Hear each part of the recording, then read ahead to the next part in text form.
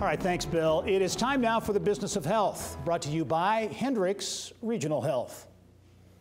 Well, the Indiana Center for Biomedical Innovation is fully occupied and ready to expand only 1 year after opening its doors. Barbara Lewis has more in the Business of Health. Barb? Gary, thank you very much. Well, the center housed at Methodist Hospital is an incubator for startups that are developing new drugs and devices. Joining me is the center's director, Dr. JaiPal Singh. It's good to have you on the program again. Well, thank you. Thank you for having me. So it's been 1 year, just slightly over. How are things going? Give us an update. Very well. I think this was a great foundational year for us. We just celebrated our first anniversary last month. As Gary said, we have 10 companies. In fact, next week we'll have 11. We just signed up one. And half of these companies are quite well funded, both privately as well as the government funding. We're developing really interesting technologies. Some of these are moving to clinical development, which is really the goal, and eventually commercialization. We have established a number of programs for training and education. So this is a unique model. I love that you call it a collaborative ecosystem rather than an incubator. So what makes this model different?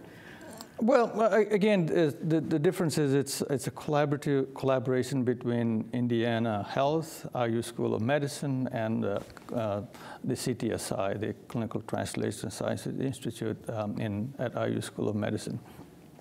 It's very focused on life sciences. It's very focused on companies that are initiated by academic professors and physicians. And again, our strength is that we are training the next generation of entrepreneurs, next generation of scientists who will develop new products, both in medical devices as well as therapies for patients. What are some of the examples? And I guess we don't have time for all 11, right. But so let's take the example of a company, Anagen, that's developing therapy for PTSD. We have a company that's developing therapy for lung disease like COPD. And that's quite well funded, both these companies. Arithmotech is another company that's received a large grant from NIH for developing a device.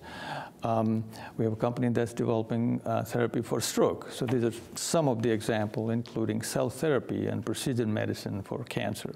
So these are good examples that really moving forward for clinical development. So you're bursting at the seams. You are at capacity at your center. Yes, at Methodist Hospital. When we started out, we had one person in the center. Okay. We now have roughly 45 people associated with it. We have created about 30 full-time or part-time jobs in just 1 year. So yeah, it's a pretty busy place now. Okay, so are you looking to move out from Methodist or find another location for an expansion? I think what are your plans? This is a very unique facility, so we like to stay in this. But as we grow, we will be looking for other places for research as well as office space. I think 16 Tech is one possibility in the long run as we grow.